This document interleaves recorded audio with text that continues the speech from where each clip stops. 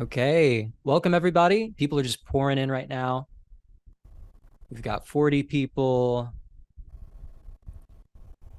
almost up to 50. Yeah, people are just coming in. We're going to give it a couple minutes so everyone gets their seats, gets comfy, maybe get some popcorn. This is going to be a great conversation. And maybe post in the chat if you can hear me, if you've joined us, post where you're from. I'm Fawn. Maybe some of you might recognize me. I'm Fawn from Folk Alliance. I'm joining from Kansas City, Missouri, not Kansas. Very important.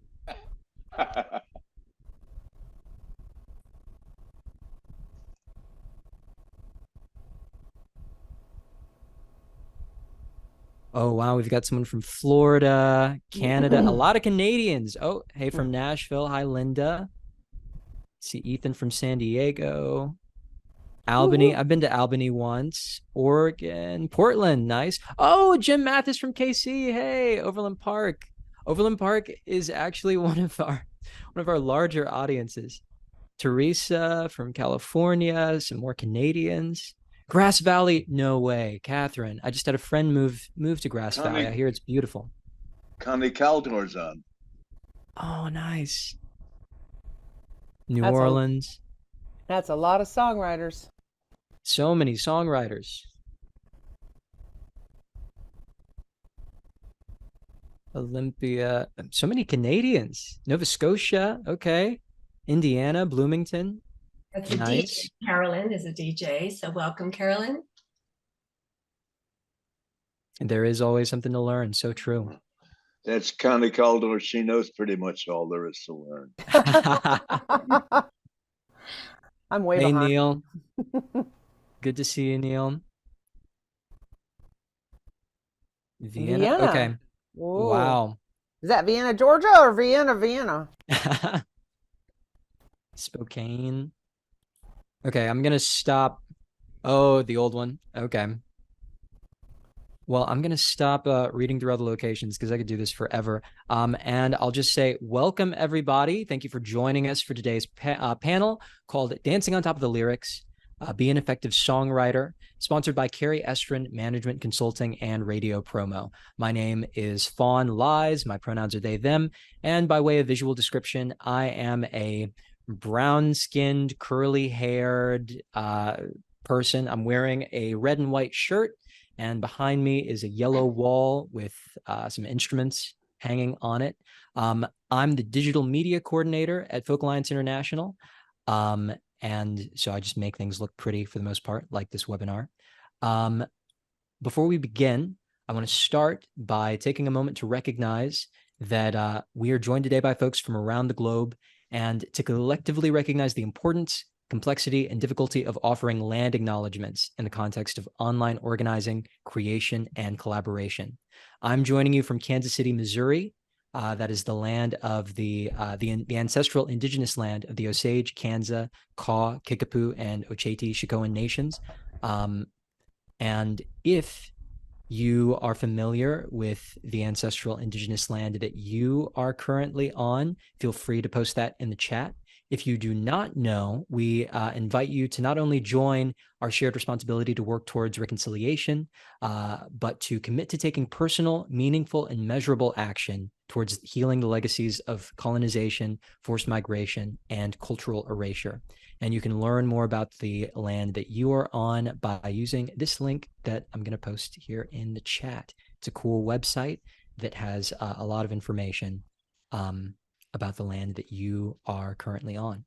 So now it's my great pleasure to introduce our moderator today, who will then introduce our panelists, all of whom are joining today thanks to their generous efforts and personal invitations. Welcome, Kari Estrin. Hi, everyone. Thank you, Fawn. And I'm so excited to be here. I'm going to pick up a few tips on my own thing, too. I put this workshop together because I am a holistic career consultant and radio promoter. And in my work with artists, I do a lot of song editing. My father was a writer, an author, and an editor, and I've edited books, including How to Be Your Own Booking Agent and write articles. And so it's just natural for me to help people condense what they want to say, be clear about it. And when I get a song and I feel like there's more depth there, but I'm not sure what the artist is wanting me to get from the song, and I say, well, what is that really about? Or what is this line about? Or what is this? And they tell me, and it's so much deeper. I go, well, you're dancing on top of the lyrics, and let's dig in a little bit more. So today, I am so excited to have the incredible Tom Paxton, who is Pete Seeger had, I'm going to read that quote, like the songs of Woody Guthrie, Tom's songs are becoming part of America. So Tom's going to talk a little bit about himself. We only have a couple of minutes for intros, so you can go to their site and look at their cards. Beth Nielsen Chapman has worked in every kind of music there is and has distinguished herself with gazillion hits and songwriting. And she'll talk a little bit about what she does. And Jim Photoglo, like Beth, also started with a pop career. And Jim has written some hits, and Fishing in the Dark, which you all know, and also has done a couple of albums for folk radio. So he has the experience of not only being a master writer himself, but he also has written for himself, not just for other artists. So let's go back to Tom. Why don't you just say a little bit about yourself and what your new project is right now? I started out loving folk songs before I knew you called them folk songs. I remember hearing Burl Ives sing Jimmy Crack Corn. These songs somehow, to me, were different from other songs I was hearing. And not that I didn't like the other songs as well, but there was a special place in my heart for Shenandoah or The Fox Went Out on the Chilly Nights. I still love those songs. And when I began to write, I began to write in that style. And I think my style has pretty much stayed simple and folk-like all the way through. I hope it's added a little depth, but I don't think I've changed at all. I love this music more than I can explain. I mean, if I really started talking out, I'd be silly. So just saying that I love being with you. I love the bus we're on.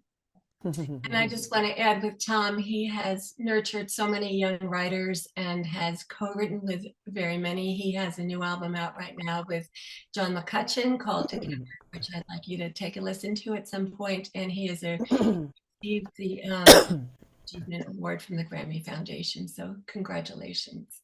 There it is. There's the album cover up there. Yeah. With some fashion forward things. Okay, Beth, would you like to tell a little bit about yourself? Yes, I have come into songwriting when I was 11. I got my first guitar, which was actually my dad's guitar that I stole from him that he got for Father's Day. And we were living in Germany. I was an Air Force brat, so I've been writing little poems and always doing creative things. And I was blessed with parents who basically encouraged creativity in any form, and they were wonderful because they gave me a sense of creative spirit that I think a lot of people don't get to have. And so my passion has been as I've gone through my career, I have loved teaching and working with people, especially people that try to tell me they're not creative. And so I couldn't have imagined, I thought I was going to be a veterinarian, and I just started writing songs, and things happened really early for me. In my first album, I was 20 years old with Barry Beckett and Muscle Shoals Sound and all the great players. And then the day that my record came out was the same day that Disco Duck came out. So the singer-songwriter thing kind of waited another 5 or 10 years. So there were things that would stop me and pull me back from what I thought was going to happen next. And I found, looking back on all that, that's been the deepest growth for me as a writer. And I've written a lot of songs about my life experience. I've lost 2 husbands now, have died of cancer, and I've had breast cancer and a brain tumor and all just crazy amounts of stuff in my life that's been kind of shocking when I think back on it. But I've also literally written my way through And I love writing as a form of survival, really, of our souls and our hearts, and it's always been just something that gives me such incredible joy. And I love getting people interested in trying it themselves, because I really do believe literally every human being that's breathing has the same access to creative flow.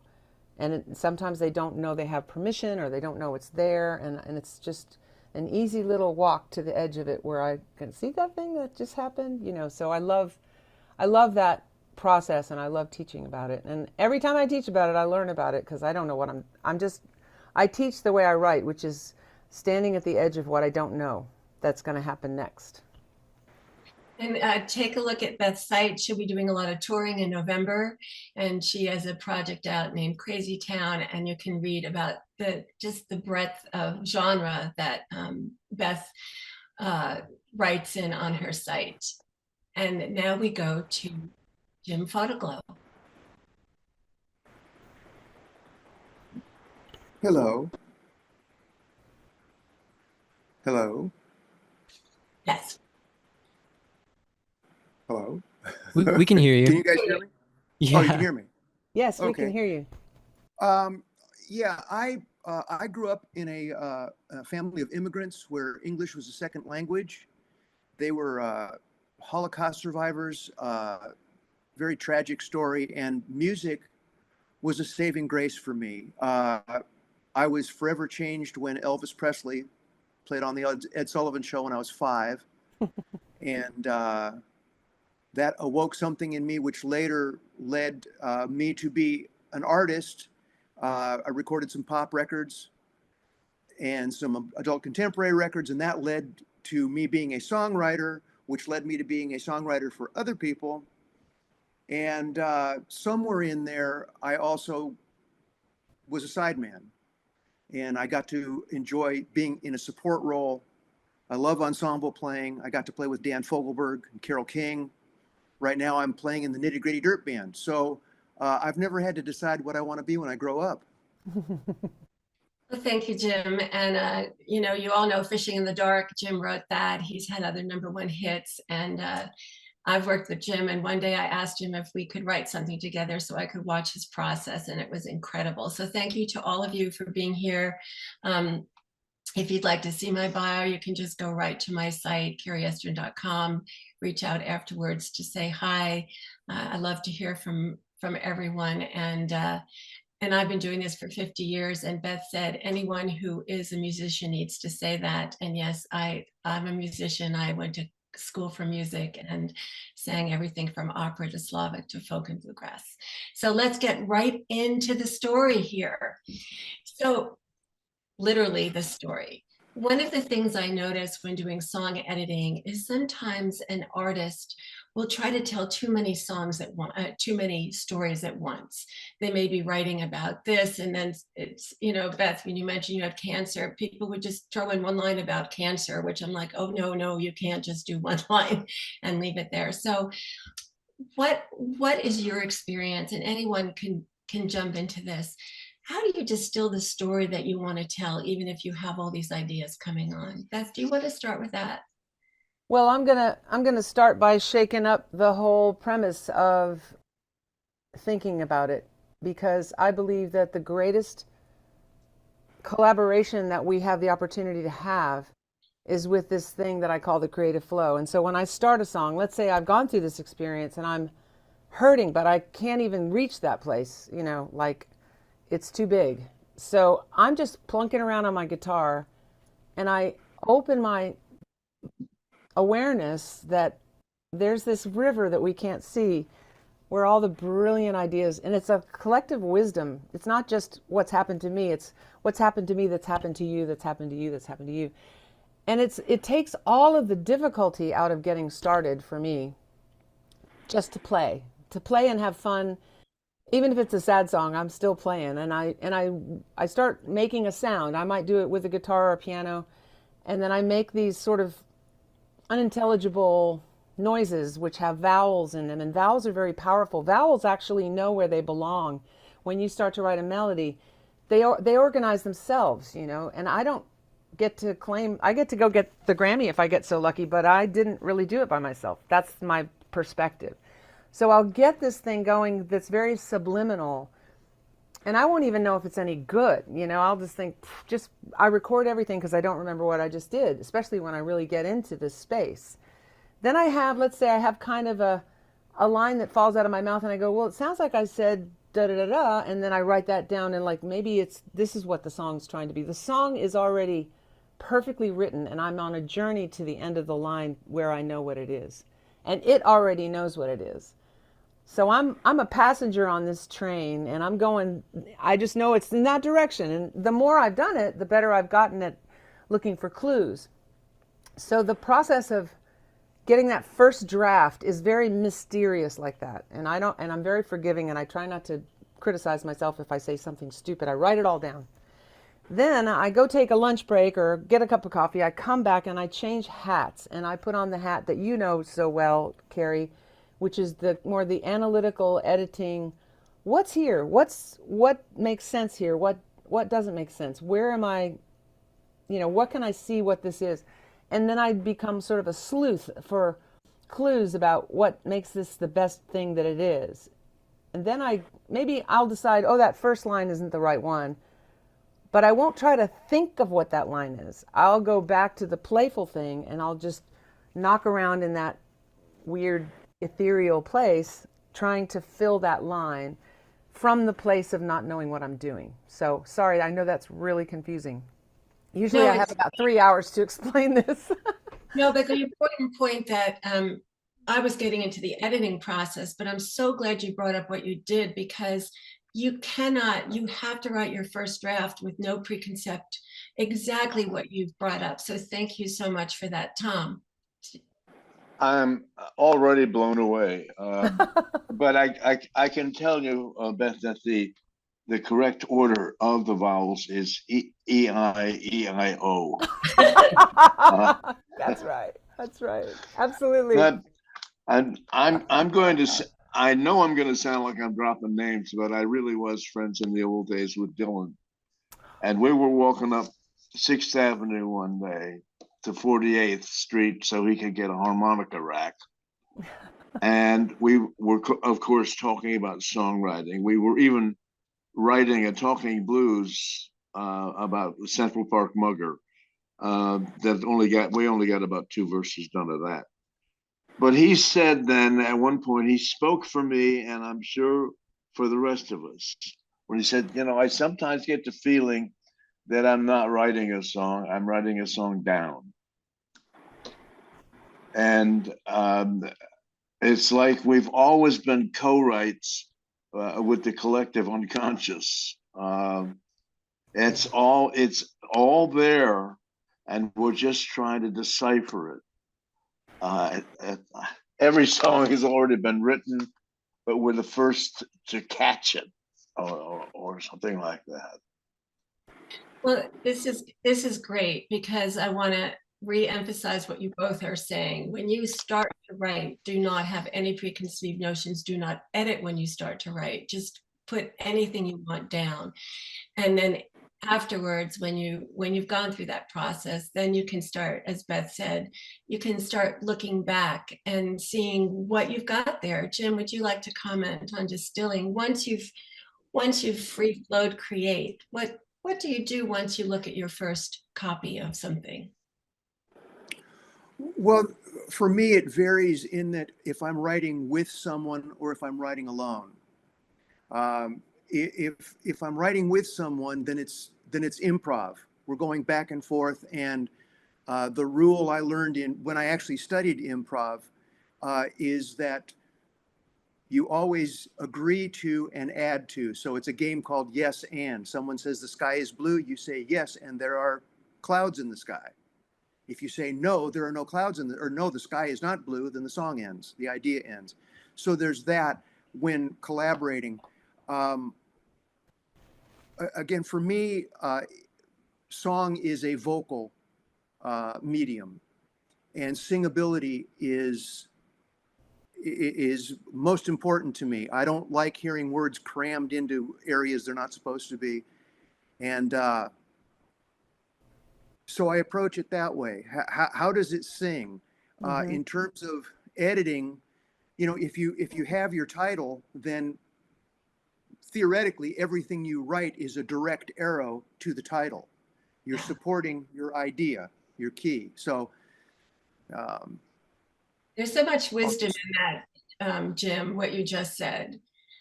In distilling your story is everything you write is supporting your title if you have that title.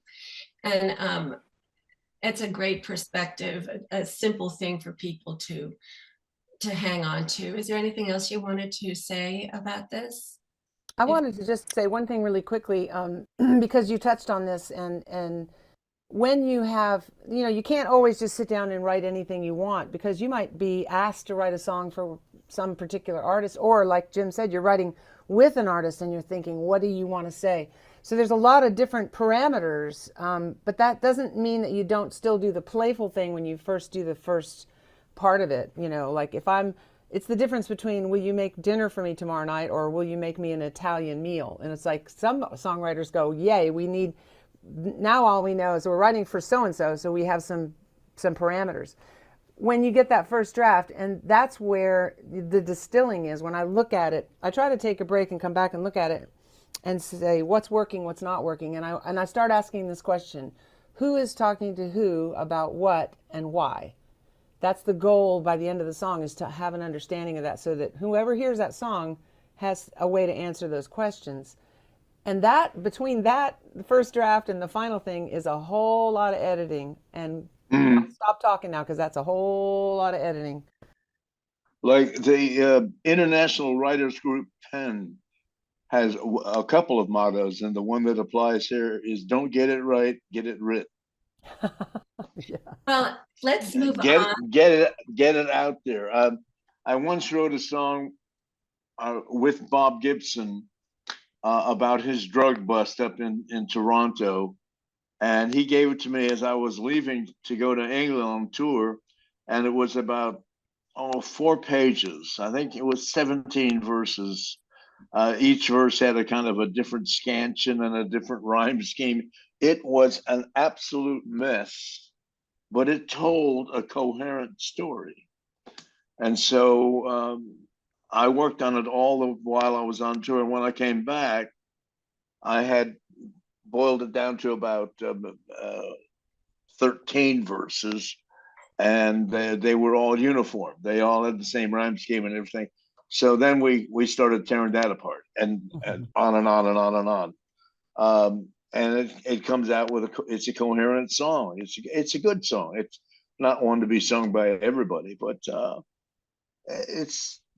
you get it out there, and then you've got something to work with, and you'll do it. I think one of the great things that you just said there, Tom, was coherent. There might be a few child ballads that are coming your way. Yeah. To edit down the process. Well, to pick up on all that, let's move to the section about what details do you include. I think that can be very confusing, especially when artists have come to different songwriting workshops, or they've read a book about songwriting and they know it's important to include a detail, but then sometimes they include details that are too extraneous and don't illustrate the scene. Beth, I see you nodding. Would you like to talk a little bit about that? Yes, I find that those tiny little things make the song come alive. So I have a song I wrote about growing up in one house, in one home, and going off to college and coming home from college and sitting on the front porch. And it's a song about how it's called Years, and it's a song about how time seems like it's going so fast, and it also seems like it's going slow depending on what you're doing. I grew up on Air Force bases, and I forgot to go to college. So in a way, I have no business writing that song. But on the other hand, because I pulled the way that I wrote that song is I got married in 1979. I moved into this house that my husband's great-grandfather had built. And suddenly I understood what it meant to be rooted from somewhere, because I had my son, and I'd go around the corner, and these little old ladies would be talking about his grandfather. And I thought it was just, wow, I missed that, you know. So then I wrote this song, and I put all these little details, because there was a guy across the street who left his Christmas tree lights on all year round, and funny little things that make that song really ring true, even though I'm writing about an experience in the first person that I never had. But I could write from a place of really understanding what I had missed for the first time. So there's a thing about writing something that's a little piece of truth in every song. It's got to have that, I think, from the writer somehow, from some angle. But it doesn't mean you have to write your life every single day. You can so look across and see somebody and go, I'm going to write that person's song in the first person from what you glean from them. There's a whole endless amount of options that we have. And I know you guys have all done that, where, you know, you might write fishing in the dark, but you never even been fishing, but you understand that thing, you know? Yeah. But that's just to pick up on what you're saying, like, you know, when you're writing that detail, what you're doing is you're humanizing and personalizing the song. So everyone, do you want to give us an example of something? Well, you know, the song says, now of course I can't remember it because I'm trying to, you know, the person across the street's daughter must have come home because her two boys are on the swings, and I'm looking across this porch and I'm seeing all this stuff, and I'm just saying, you know, wow, it looks like he left his Christmas tree lights up again, and I'm pulling from even the street names as I go around to get to my house, to my husband's, well, our house that was his grandfather's. All the street names are correct. So if you put little pieces of truth in a song.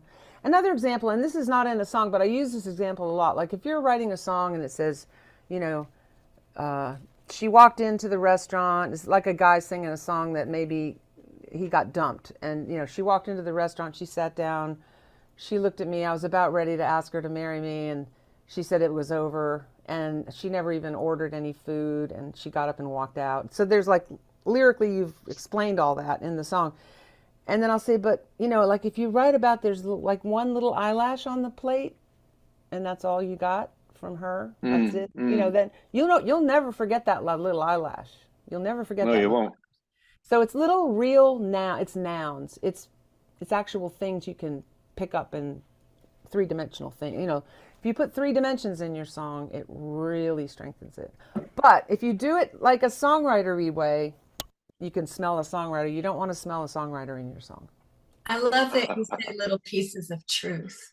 Mm-hmm. You know, that's so great. Tom, you were kind of listening along. What would you, you know, an example of some kind of detail that personalizes a song to make people kind of identify? Putting all the songwriters on the spot here. That's what I love about meetings like this is everything. I start writing like crazy, and we talk about details. And this is from a song I haven't written ever, but in the first verse, you meet a character, and you notice that the left lens of his sunglasses has a big crack running from the top to the bottom. And I think that tells us a lot about him. They put that in like the second or third, not the first line, but the second or third line. It's something that just occurs to you, but it explodes for the listener. Whoa. What kind of a loser is this? I don't know. It's a great example. It's something so small and so trivial, but it does set the scene. Well, there's so much to talk about in everything. We've been talking about singability. Jim, you were talking about that. All of you have been talking, and I've watched you, Tom, distill these words down to make sure that they're singable. So sometimes when I get a song and I read the lyric and I'm like, that's a little bit toothsome. That's a lot to sing. That's a lot to say. Jim, do you want to start off with that and talk about the singability and making the words flow? Well, again, my first exposure, or what got me going in music, was hearing the sound of the human voice and the way it dealt with and manipulated lyrics and made them work for you. And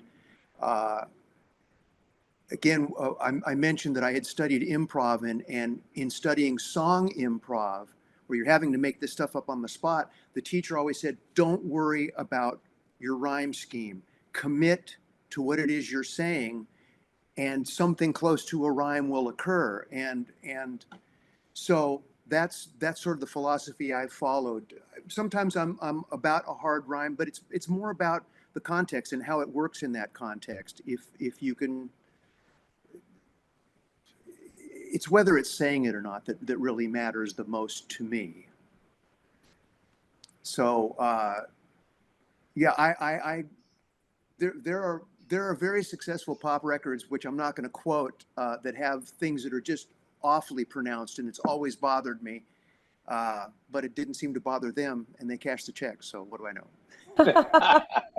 You know, I love the idea. I'm with you, though. I'm with you. I think it's so important that I'm always getting back to conversational. You know, like poetry is a whole other genre, and you can have poetic lines. You can say conversational lines that are also poetic, but it's easy to slip into poetry when you're trying to make a really cool song. One of the great lessons I learned, I wrote with Eric Kaz. My first song that was a big hit was a song called All I Have. That was a hit for me as an artist. And I wrote with Eric the first time, and I went out to LA and we wrote this verse and a chorus, and all we had to do was write the second verse. And on the plane home, I wrote the second verse, and it was really excellent. I mean, it was really such cool lines, and I couldn't wait to get home. And I called him up and I said, Eric, listen to this. And I, sang him the second verse, and he went, yeah, that's really good. That's really good. Let's keep that. And, let's write another verse that's kind of like a songwriter didn't write it. And I was like, what? What do you mean?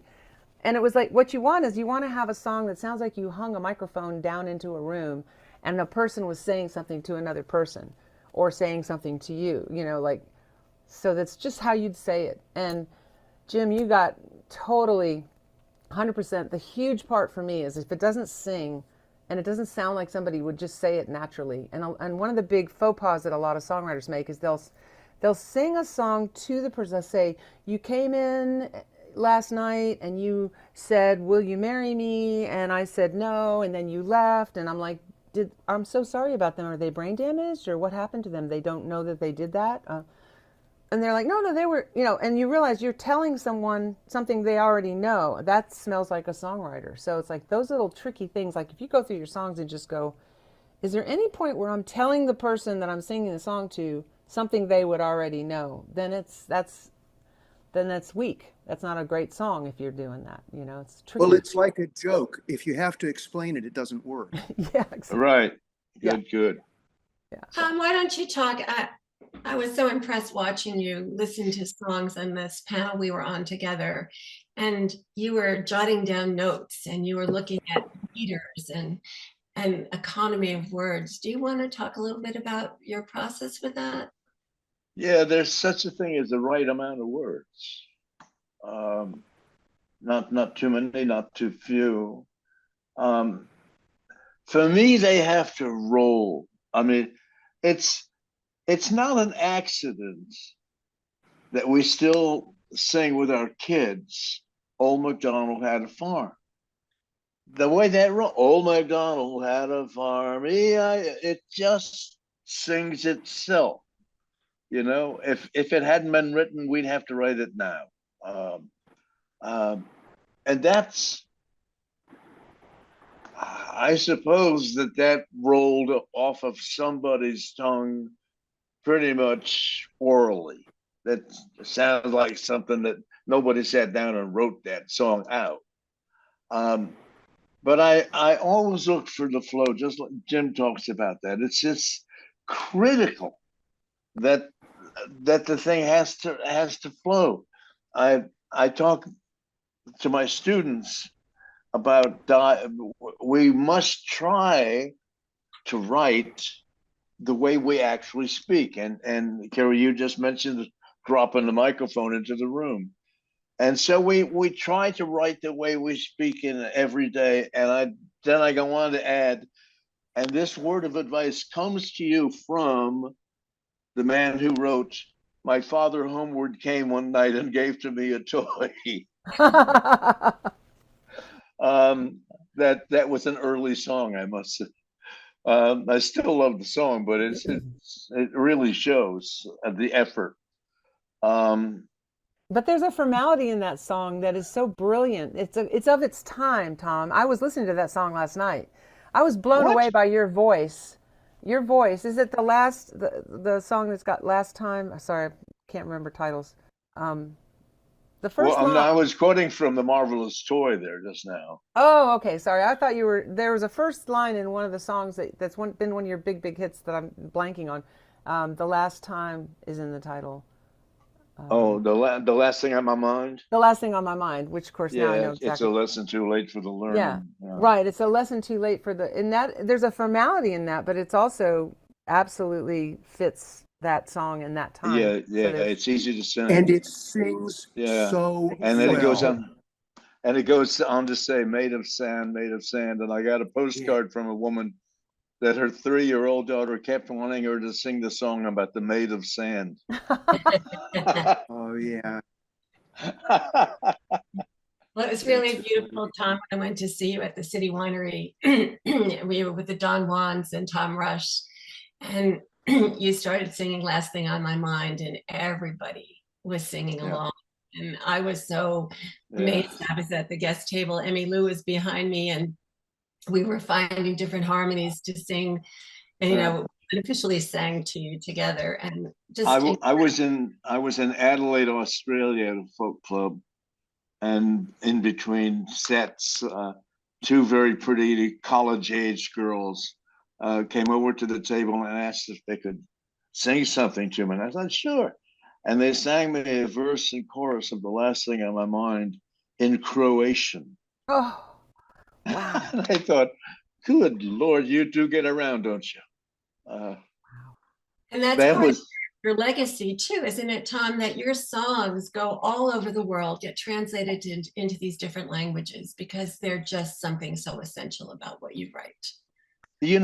back when I started, right around 1960, there was a very well-received book of photographs that a lot of people bought up for one another as a gift. It was called The Family of Man, and it was a book of photographs that was precisely that. It was like what's going on one day around the world, and it was all about relationships and a wedding in Uzbekistan and a funeral, and I thought, that's music.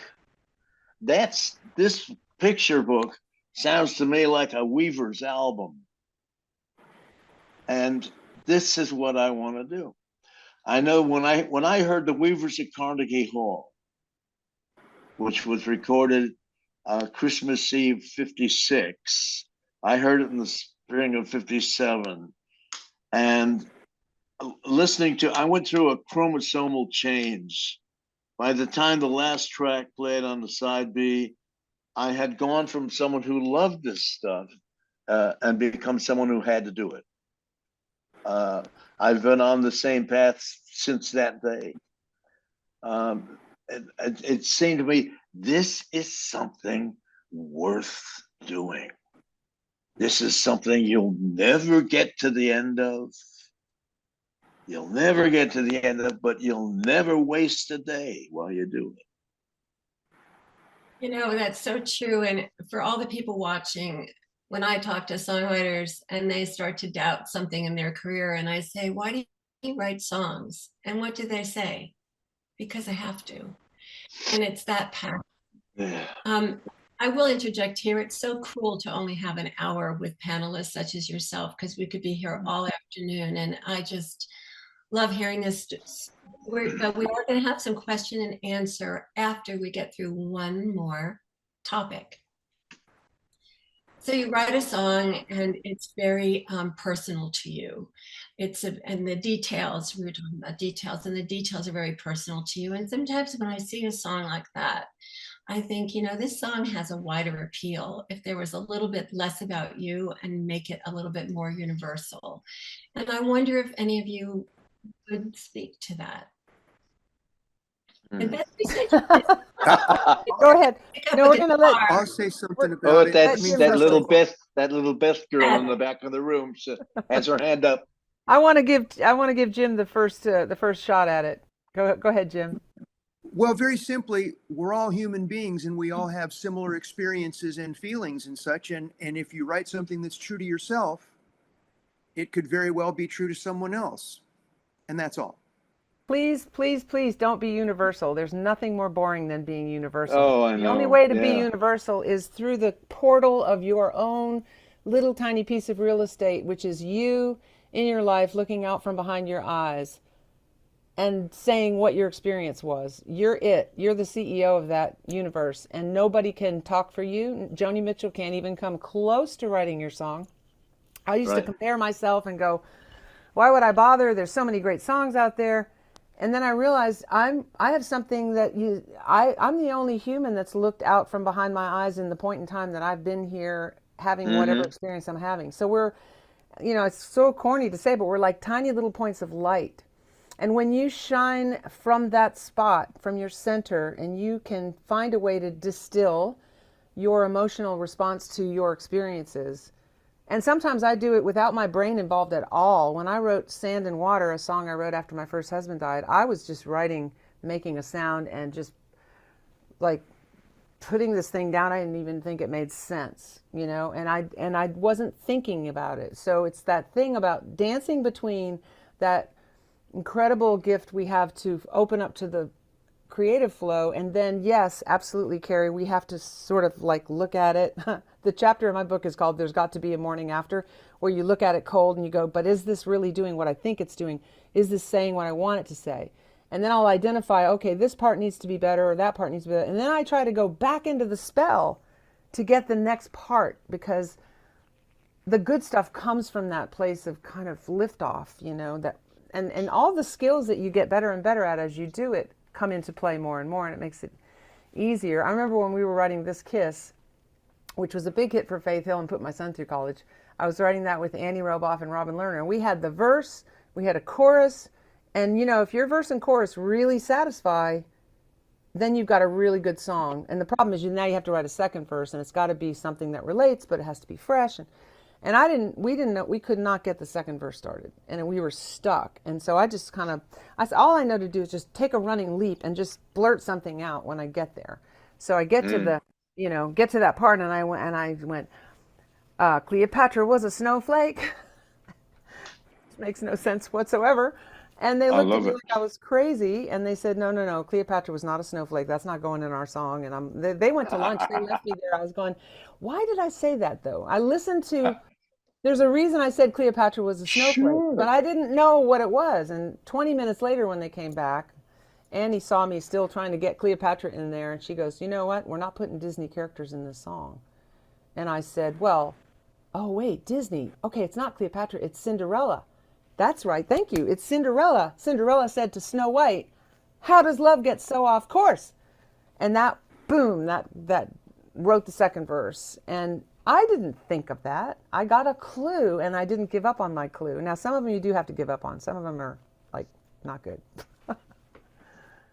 Maybe the second verse should start, what I said. Yeah. Baby, what I say. That. Remember what I said? That. Right. Well, when you've been reading other artists' songs, have you ever seen something become so narrow that you try to help open the song up a little bit? I think that's what I'm getting at. Or is that not making any sense? I don't know. I guess you'd have to give us an example, because if it's something you put in there to be personal, that's kind of gratuitous personal, which is sort of like trying to be personal, that then it's kind of like a pucker in a hemline. It's like you can't stuff a bunch of personal stuff in a song because that's what you think you're doing. It has to kind of happen naturally. Y'all help me, because I'm not sure how. Well, I think that's really great, Beth, because sometimes maybe there's too much personal because you think it's supposed to be in there, and it starts to narrow your message. And all of you, and especially you, Beth, you're like, be authentic. Don't edit yourself when you first write your first draft, which is absolutely right, because that causes writer block. If you try to edit yourself too early, you have to be free. But I think that's an interesting thing about being gratuitous. I think sometimes I once asked a songwriter, I said, and we're good friends and we've had a lot of success and work together. And I said, what do you mean by that line? The rest of this is so great, but I don't understand what you're saying. And he goes, I thought it sounded good. And I said, yeah, that's why it's bullshit. And everyone else who hears it is going to think that. What does it really mean? And he, because that's gratuitous, putting in something that you think sounds good and not understanding. Tom, do you have any? I mean, you make. No, I'm so excited by where we are right now. I just thought of something that we can actually, put it on a doily. One of the things we can remember is honor the draft. Honor the draft. You can change it. You can, but don't lose the guts that you put into it, that you pulled from the unconscious, and somehow it came out Cleopatra, but yeah, you hung on to that, and then you saw, oh, it's Cinderella. That's honoring the draft. So the first thing you wrote down there, it may look nutty, A but lot it's there of times it does. Yeah. It's there for a reason. Yeah. Don't give up on it too quickly. Well, I've overcorrected on that too before, where I'll hang on to something and I'll realize I'm hanging on to the wrong log here. Like there's a bunch of logs that'll come through. So sometimes you even have to let them go. But it had only been 20 minutes, and I was like, there's something in this, but I didn't know what it was. I couldn't defend it. And then the weird thing was that Annie, if she hadn't said Disney, I probably wouldn't have ever thought about changing it from Cleopatra, because so it is, even in spite of herself, she was trying to make sure we didn't put that in the song. Once we got Cinderella talking to Snow White, everybody's like, yeah, that's kind of cool, actually. Oh yeah, that's kind of cool. And it's fun and it's entertaining, but like if you're trying to be fun and you're trying to be entertaining, you got to go take a walk around the block and come back and just go back to that. What is it, guys? It's like, it's when it comes through, it's effortless and fun, and it's not working that hard. It's not that. You were also really close between Cinderella and Cleopatra. Yeah. But I didn't see it. There's yeah. No, of course not. But you eventually you didn't see that you knew it. But if somebody were to say, what a brilliant idea to think of having Cinderella talking to, I'm like, well, I wish I could claim that, but I did not think that. I got a clue from this weird ass thing that I do where I go blah, blah, blah, blah. So I love doing that. When I'm in the middle of a song, I'll tell my songwriting students, I'll say, I want you to write me 4 more second verses, not 1 more, 4 more. And if you want to do a great assignment, take like the second verse of Yesterday by the Beatles, write 4 more of those, and do it from that playful place, even though it'll be crazy stuff that'll come through. Then try to make that crazy stuff put some meat on the bones of it. It's a great exercise, because your brain is going, why are we rewriting a Beatles song? Why are we wasting our time doing that? Because you're stretching this muscle that actually creates, for the next time you're writing a song, your mind will go farther than you would have. Yeah. And Beth, you bring up something about getting a clue. The other day I was talking with Jim, and he was talking about a synchronicity in writing, which is what you're talking about. And Jim, do you want to give a quick example before we go to some questions? Oh, sure. I was writing a song, and the bridge had a flat 7 at the end of it, and it was a Beatlesque song. And I was thinking, boy, the Beatles would put a big wall of ah at the end of it. And that's where I was going with it. And then a couple seconds later, I thought, well, this is a song that needs a quote by Van Gogh, because it's about a person who was an artist. So I looked for a Van Gogh quote online, and the first one that came up was, to live in love and light and awe. I asked for awe, A-H, and got A-W-E. Oh. So, and there was one other instance. I was writing a wedding song, and for some reason, I decided it had to be in French. And it was because their names, Alexandra and Victor, became avec in my brain, and that went to French, which is with. So the next thing I know, I think I need a Van Gogh quote. I go online, and the first Van Gogh quote that comes up is, no, I already said that one. To live and love and lighten off. No, wrong story. Yeah, I just had a brain fart, folks. This happens to songwriters. We have our brain farts. You were going No, it was, I wanted to write the line in French. That's what it was. And because Alexandra and Victor became avec, which is with, and I said, with you forever, my love. Now there's a title for a wedding song. I put it into a French to English translator, or vice versa. With you forever, my love comes out as avec vous pour toujours, mon amour. It's in perfect rhyme and meter. Now, how the hell? Right. You know. I've got a story. Anyway, thank you for letting me get my story straight. I've got a story just like Jim's. I was up in Maine. I was staying with my friend, my old roommate, an old Stookie, and I was sitting looking down on Penobscot Bay, beautiful, and I was writing this lyric about a failed relationship in Maine, where he loved the coast of Maine and she loved Colorado. So I got to the second verse, and it began, you came down to Camden and you tried to make it go, but you dreamed of da da da da and your Colorado snow. So I needed da da da da, and it had to be Colorado, had to be. And just like that, into my brain popped Uncompahgre. Uncompahgre is a mountain in western Colorado. It can't be anything but Colorado. It's a great sounding word. You dreamed of Uncompahgre and your Colorado snow. Great story. The problem was, the only time in my living life I ever heard or even saw that word was when I was in junior high school in Oklahoma.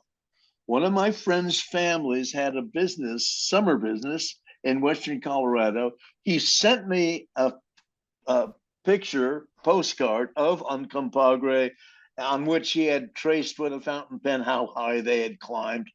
And that was the only time in my life I'd ever heard that. When I needed it, it was there in 5 seconds. Wow. So, I mean, in other words, we forget nothing. Also, every single human being has a frequency. And if you think of the creative flow as a giant radio station that you're trying to find on the dial, and the more you love the music that influences you and you get that under your skin, the more you resonate to write your own songs and stories. And absolutely, you have to study editing. Like Kari said, you have to study some of these great books written by Pat Pattison and Jimmy Webb, and where they really take songs apart and show you why they work. But don't let that get involved in the process of play, which is a different hat. And I always separate those two things. You have to have both, I think, to be a really good songwriter. You have to be able to belly up to the bar and look at what you've written and let some things out of it, make room, make a void in the song, actually reprint the lyric without the second verse if that's what you're going to refill, because creative flow loves a void. And if you just have all those words stuck in there, it's not going to see there's any room. And we have to say, please come to me. But it's a frequency. It's like fine tuning, and then all of a sudden it's like bing, and you're hearing that next line. Yeah. There are exceptions to all the rules. Like, yes, to follow those songwriting rules. But Tom, you said the word cohesive, and Jim, this is also what you've said. We just have 5 minutes left, and so there's just a few questions.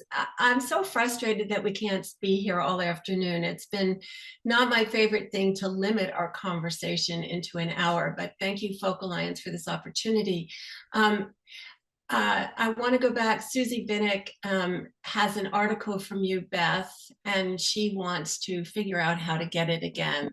It was about you're driving the car, the muse in the front seat, and the editor's allowed to hang out in the back seat. Can you send that link to me, and I'll send it to Susie? I've said that in many articles. I don't know which article that would be, but I have a whole kind of scenario of the different parts of ourself, which takes longer than we have. I don't want to take, I've been talking a lot, so I want to give everybody else a chance. But if you please, everybody would just go to my website and sign up. That would be great, because I send out these newsletters. I'm going to be doing a little 2-day songwriting thing online, like the 21st and 22nd, I think, of October. Just a little pop-up 2-day songwriting thing.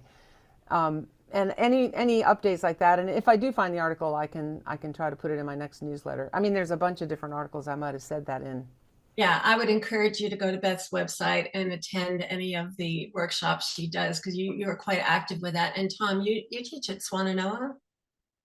I teach at Swananoa for about 25 years now, and the last 2 summers, right around the 4th of July, I've had a weekend retreat in Colorado, Carbondale, or I keep going blank on the name of the town, but Carbondale will get you close to it.